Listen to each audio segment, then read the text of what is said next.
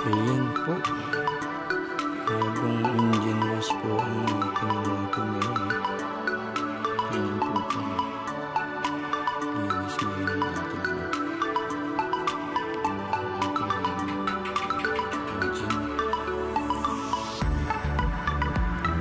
Tawag po dyan. Ang tawag po natin dyan ay engine wash. Ang engine wash po natin. Almost 9 years po itong sasakyan ito.